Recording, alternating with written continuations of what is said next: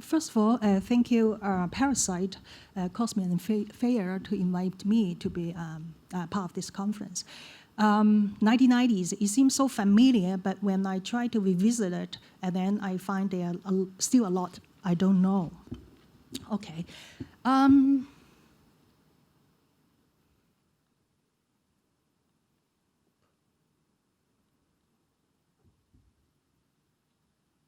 try to set my slides. It's not totally clear, but I hope it's still okay. I'm not a very good public speaker, so I will read my text. Okay. Recently, when assessing the meanings of June 4th incident or the 1989 student movement, thank you. In the post-umbrella movement context, cultural critic Onto put it this way: Hong Kong has not contributed much historically to the happenings of the 1989 democracy movement, but had instead significantly transformed itself from a once conservative and colonial society that views political discussions as taboos into a moral community. If one has to ask what characterizes a shared subjective consciousness that belongs to Hong Kong, in his Chinese is 有主體性嘅香港共同意識. The June 4th incident becomes a crucial starting point. This form of localism already exists back in those times.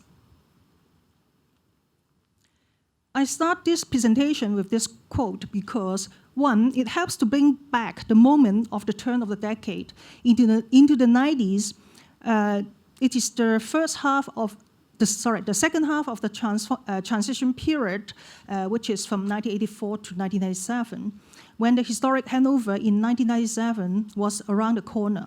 Second, through hinting at the current split camps in locality discourses, the critic tries to reinstate the intricate relationship between China and Hong Kong, as well as the as far as the discourse of locality is concerned. Today's strong anti-China sentiments and abjection of miniaturization are not so innocent reactions to the rapid social-economic integration with China in the past 20 years.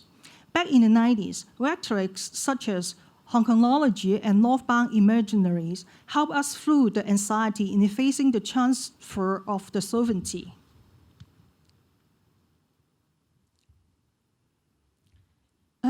As one of the most prolific political commentators in the 90s in Hong Kong, Hong Qingtian writings surround the politics and governance, China and Hong Kong relations, and the current affairs. Hong grouped his writings as Hong Kongology, and we published them in a series of 10 volumes in 1996, totaling 2 million words. He coined the term Hong Kongology as he firmly believed that the Hong Kong model or the Hong Kong experience would contribute to the modernization and thus civilization of mainland China.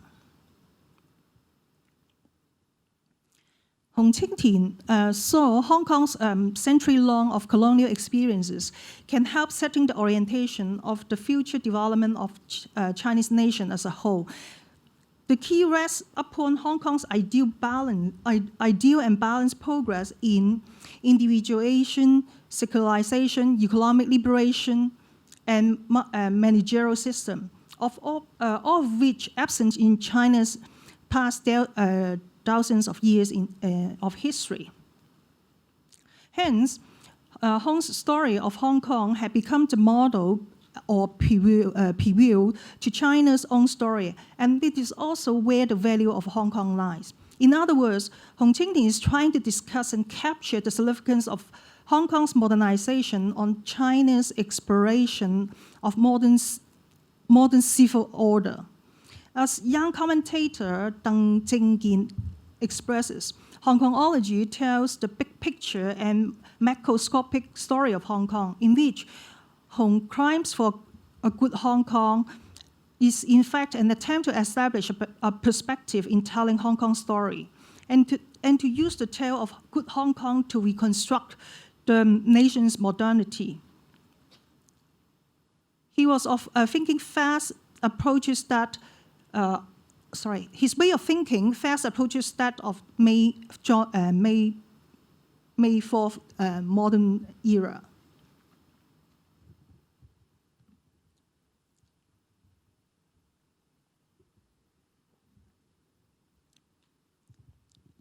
Hong Qingting's discourse or grand narratives about Hong Kong's story did not shy away a political ideology.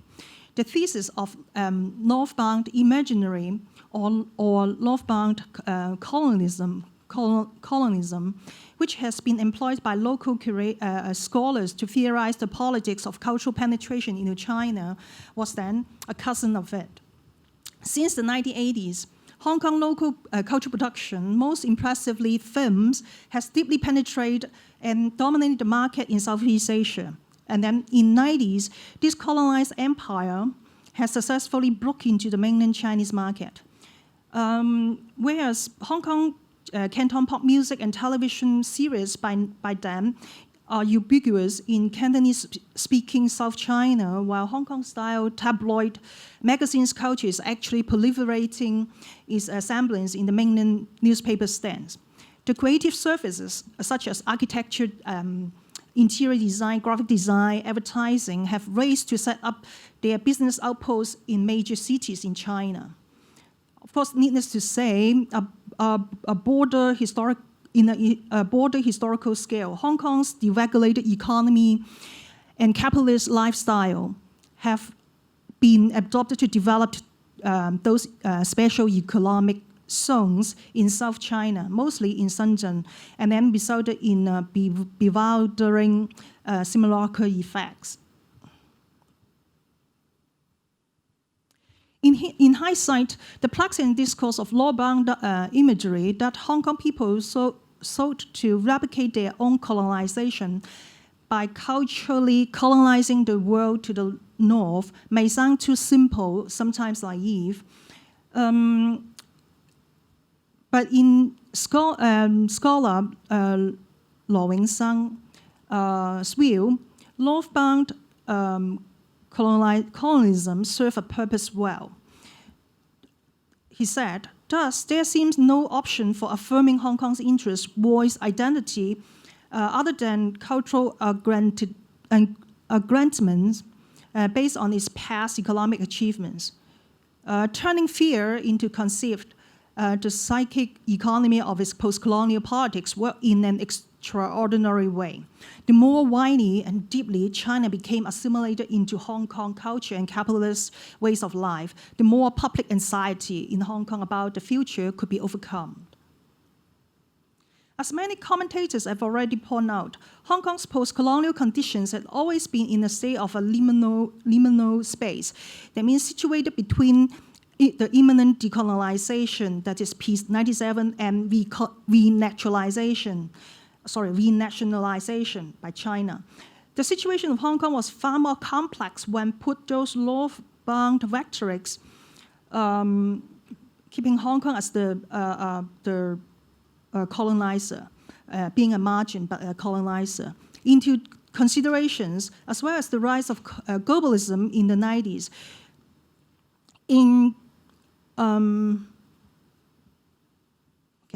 As cultural scholar John Lewitt Irene puts it, as Hong Kong prepared for its transition, all sectors of society passed through these not so innocent filters.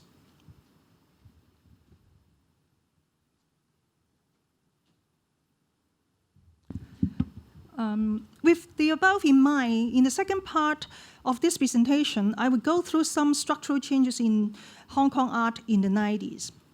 If Hong Kong art is now on the global art map, it is the art fair that seals the deal. Now I cannot help but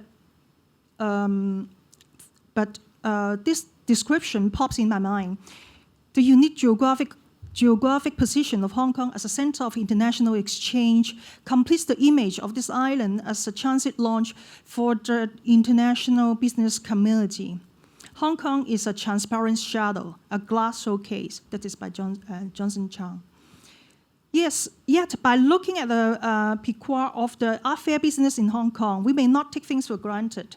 In 1992, an art fair titled Art Asia Hong Kong has organized by a US-based consortium, the International Fine Art Expositions, with great optimism in Southeast Asian art as expressed in their debut event catalog. Featuring about 100 galleries each event, the fair has run for 4 years and terminated in 1996 without any announcement. The reasons for this termination were never revealed, yet guessable. For one thing, big collectors were not in place back then. And also, Hong Kong was not ready, I would put it this way. In the first half of the 90s, Asian art was still in nascent phenomenon. I will further discuss this below. And the art infrastructure here was underdeveloped. The setting up of an art council was still underway. There was a shortage of art foundations and private fundings. Alternative space were few. Artists were self-organized in the form of artist society or association. Limited art education provided on tertiary level. The art market is feeble with few active galleries like Ellison Fine Art, Han Art, Gary Laverne, Plum Blossom, Sony Gallery, Art Beaches, or even John Barton Gallery.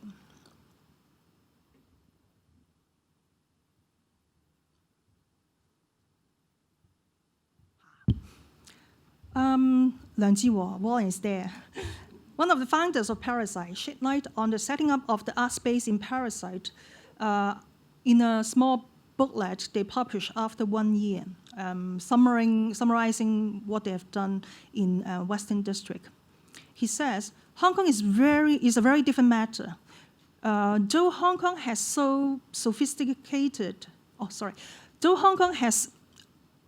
sophistication in many and numerous ways, art is never considered as essential or given any importance. In any case, artworks are regarded and appreciated more for their decorative attributes or meticulous craft and execution. In Hong Kong, where general art education is ignored and given no prime place, it is surprised to realize that to realize what present state of art is and the meager role of it plays for the public and the audience.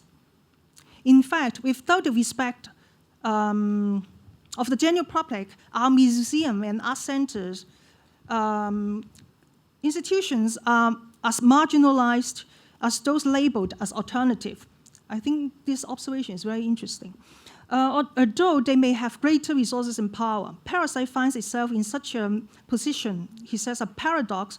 On the one hand, it differentiates itself from more formal art institutions, taking on the role at times complements the acts against them, whereas in effect, art in Hong Kong, as for public, is realistically all alternative. And for art to establish its rightful place in Hong Kong, the tactics of Parasite are perhaps relevant and positive approach. The name Parasite suggests a tentative, non-professional art space, and the members are just guests of the site and do not own it. Wong's remarks show the general marginalization of art in and before the 90s, which contrasts sharply with Hong Kong's art development today.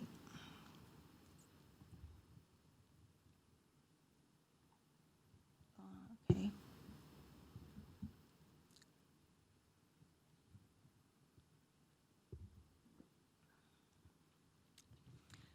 Wong's view on marginality of art in this territory was well shared by a lot of local commentators, such as Johnson, Zhang, Garris, and critic, and Eric Ware, art scholar. In Chang and Ware's view, they see the marginalization have resulted in artists taking strategies like escape or secrecy or inward migrations in their art or in their artwork, resulting in works that are private and perhaps a bit autobiographical in nature. Whereas for Leung and his peers, the same marginalization command reflections and resistance proactively. It is indeed fair to say that those young generation of artists rely on the proactive take of the government to put more cultural policy reviews and consultation in order to facilitate the development of arts in the second half of the transition period. In his in-depth study of Hong Kong culture and policy, Hong Kong culture and public policy since the 50s, researcher Chen Wen charts that Hong Kong initiated cultural democracy back in the 70s and 80s. And into the 90s, in view of leaving a legacy upon the end of the colonial rule with glory, the government accelerated its political and system reforms, including cultural policy reforms. I would like to add on this note here, the emergence of creative industries that caught the attention of our neoliberal government since the 90s and also contribute to the expansion of long-time underdeveloped arts infrastructure in Hong Kong. Okay.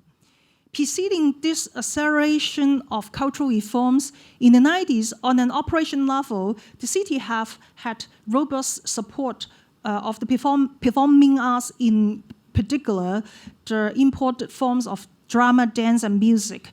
And there was construction boom of government venues in the 80s. Throughout the decade of 90s, there were over a half dozen of consultations reports resulting in an unprecedented discussion on arts and cultural policy.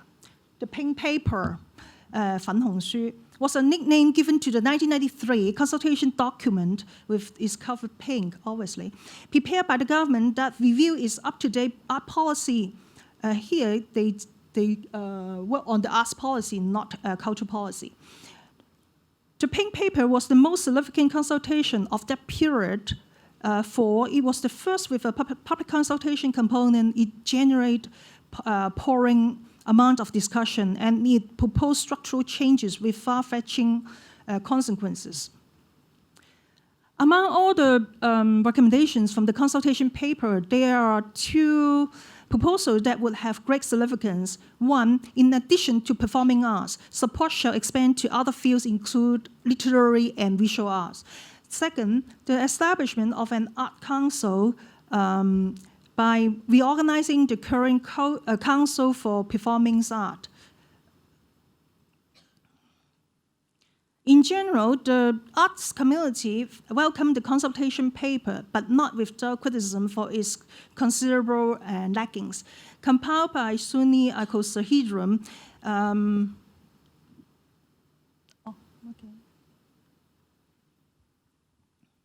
icosahedron. In Search of Cultural Policy 93, it gathers the discussion, comments, and advocacy from the critics, scholar, and art practitioners upon organizing intensive forums and focus group discussions. The deliberations center around issues such as the Pink Paper narrow scope of arts, its relationship with a wider notion of culture, democracy and artistic freedom, politics and cultural identities, arts education, audience building. These concerns and debates mirror the socio-cultural atmosphere in the pre-1997 Hong Kong.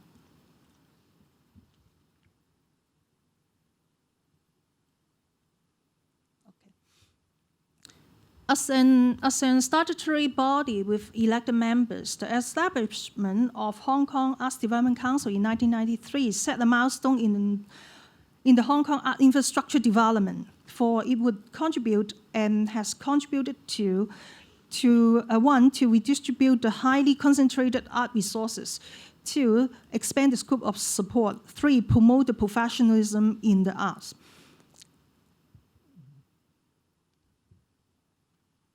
The 90s saw the government's tremendous effort on its cultural reforms in Hong Kong.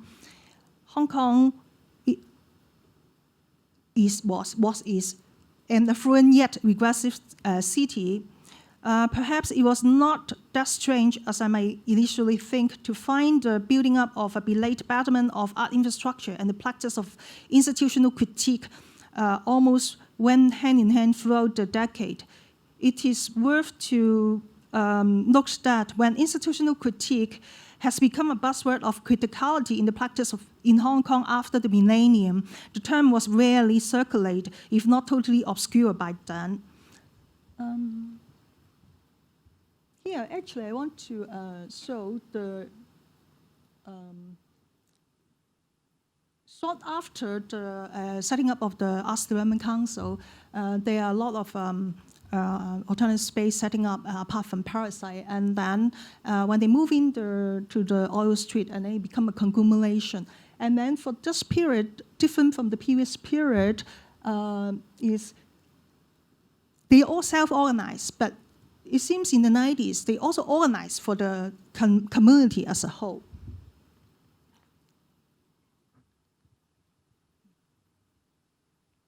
Just use one-day space and video charge at that time.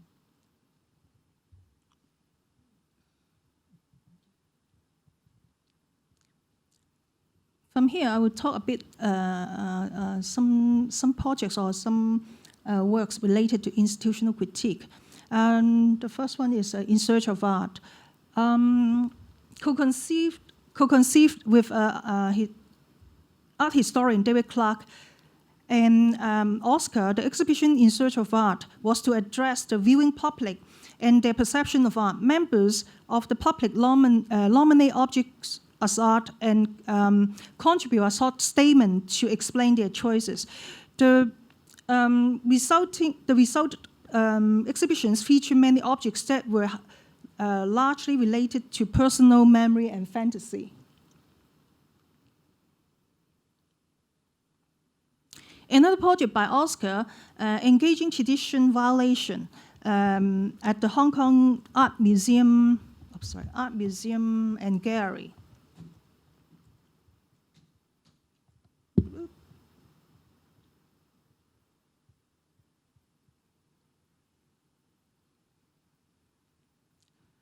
The gallery intended to engage an artist with his own tradition, and then they Oscar got invited, and then he put his own version. Is a contemporary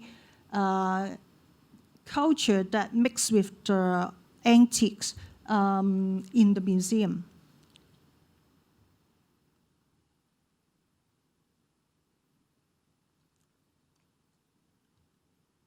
Okay. The 97 Museum project, it was a 3-year project to revisit Hong Kong's own history. They collect myths, stories, histories, fabricated documents. They include artists, scholars, and public to contribute to the contents. And then they use the right method of museum displays to reinvent or rescues Hong Kong's possible lost past. I won't go into details of this one because last year, Parasite Conference, this project has also been discussed.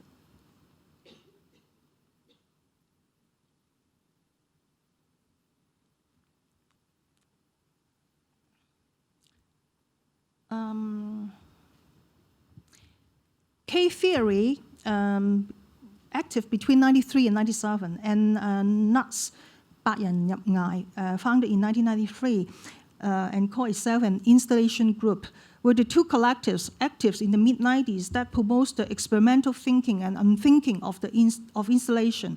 Back in the 90s, installation art is almost the art form in Hong Kong at that time.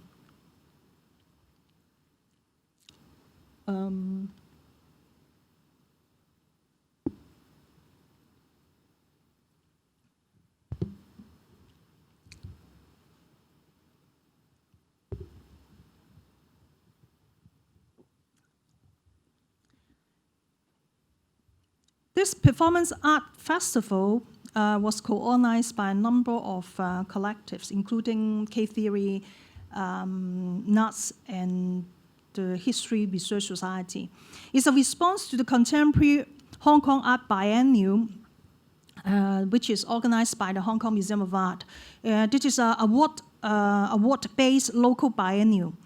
In 1994 edition of this biennial, the overseas judge, Olivia, an international curator, recommended and decided not to offer awards to the Western media for their low standard. And then, of course, this led to a very heated debate in town about the biennial, about the judging issues, etc. And also checking out Hong Kong art with a so-called international standard. As a new and prominent medium of contemporary art, installation as a new and prominent medium of contemporary art, no works were even selected in that biennial, and then that's why this group organized this exhibition to look into the judging process and also questioning the biennial system. At that time, they judged the installation work only through slides, which they find not appropriate.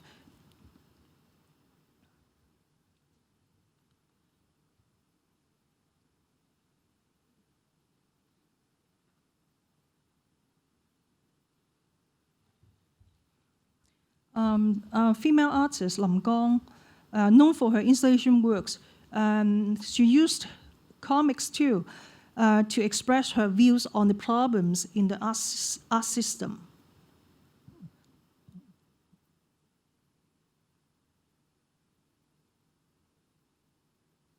Yang He, carrying a blank canvas to the streets could be read as an act of protest.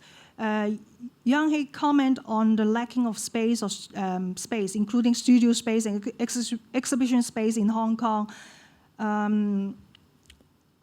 And also at that time, the visual arts were under-recognized during the 90s.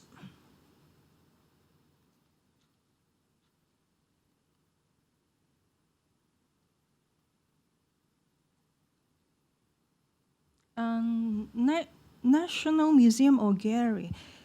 It was an inaugural show at One Day Space in 1998. It was an examination on the current state of art system in Hong Kong. Curators, private gallery directors, and art critics who have been actively making statements on Hong Kong contemporary art were invited to submit works to respond and comment on the system.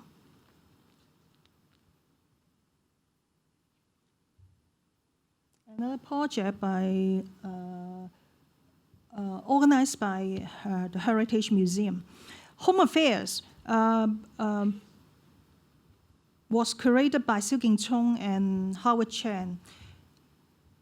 It is organized as a community art project. Artists were partnered with households to create artwork in or about the particular home using the host guest allegory of a home visit in the gallery or museum. The artists and curators, who are the hosts, who are the public, who are the guests, they all got mixed up. And then the project set out to question this conventional wisdom of home recipient relationship and revisit the meaning of bringing art into the community.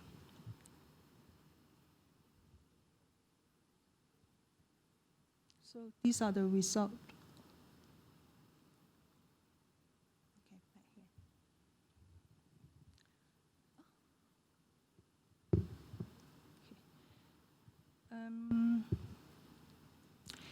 In year 2000, Dutch art historian, curator John Pineapple summarized 90s as such. Unexpectedly, 3 elements creep into international contemporary art world. Those elements now dominate the field.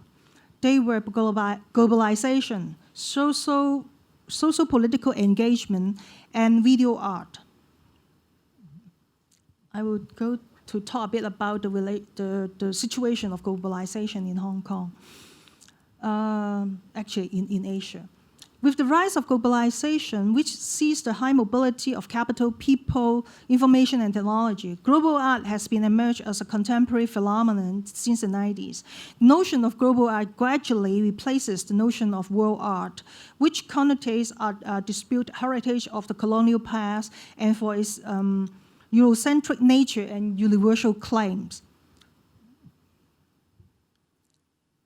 As key manifestation of globalization in the 90s was the biennialization, that characterized by a proliferation of biennials and triennials, not just in the traditional sense of art in Europe, but also in Asia. And then John Clark, art historian, rendered it this way, that it is an attempt to make Euro-America come to Asia. As far as this wave of biennialization is concerned, the participation of Hong Kong artists have been comparatively limited. Indeed, the international presence of Hong Kong artists in the 90s has had much to do with the transfer of a sovereignty that has caught the worldwide attention. Not until 2001, Hong Kong's first official participation in the Venice Biennale been realized.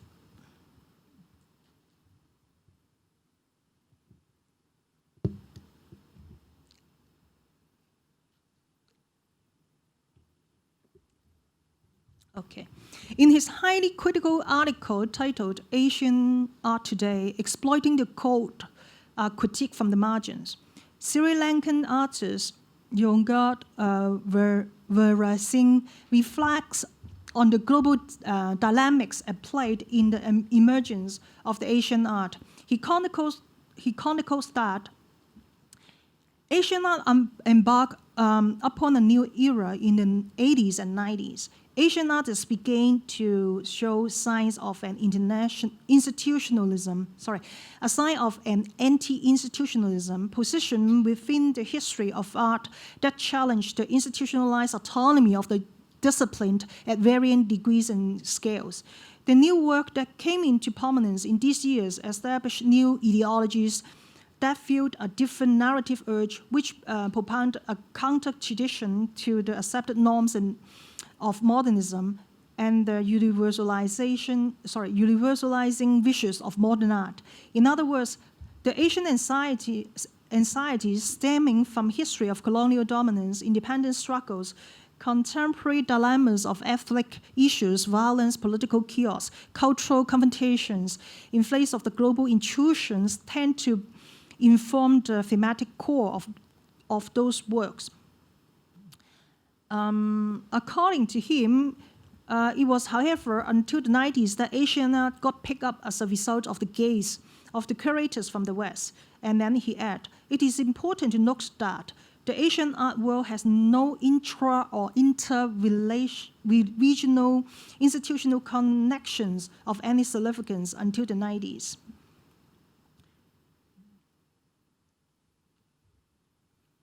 Yet, the Asian art, because of that situation, the Asian art was soon corrupted as artists start to exploit the code, like national or cultural symbols, under those Western gaze and with the transnational corporate capital.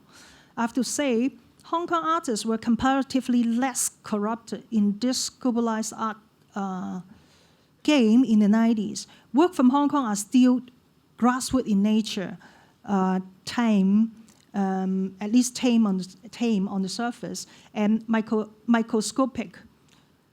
For some political works responding directly to the 97 handover with explicit national code or symbols, they generated no high regards.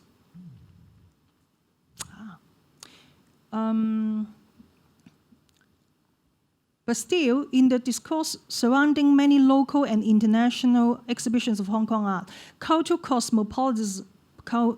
cosmopolitanism and hybridity in paradoxical relation to the usual overused East-West construct binaries of Chinese and Western terms and lingering post-1997 readings have remained the interpretative framework for much of the work presented.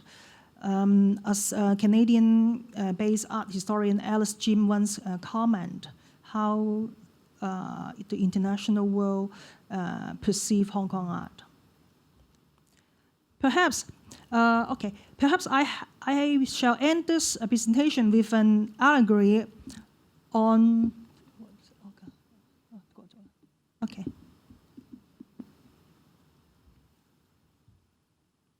An allegory on Hong Kong by performing artist called theorist Ray Langenbach. When thinking about the importance of such an art infrastructure like HR Archive located in Hong Kong and set up in 2000, he states, the positioning of HR Archive in Hong Kong is an event of significance in the regional politics of memory and history. This center for the accumulation of knowledge power documents is formed at the southern-facing edge of the next economic and military superpower, China, in a city with colonial roots that served the centuries as a kind of revolving door or shutter, oscillating between Western and Asian cultures. As shot in a projector, Hong Kong's openings and closing in one direction and then another are synchronized with frames it projects onto the global screen. Langenbach further elaborates his metaphor later on in another occasion. He said, this revolving door and shutter, he described it as thermotype, like the bird in a cage kind of splinter. Classical, mechanical, optical toys that relate on persistence of vision. He brought up the dimension in his second metaphor. He brought up the dimension of time, the past on one side of the disc, the future on the other, and remarked that this doubleness of past and future makes Hong Kong fascinating. Okay, one question looms large. Does Hong Kong being fascinating means Hong Kong art being fascinating too?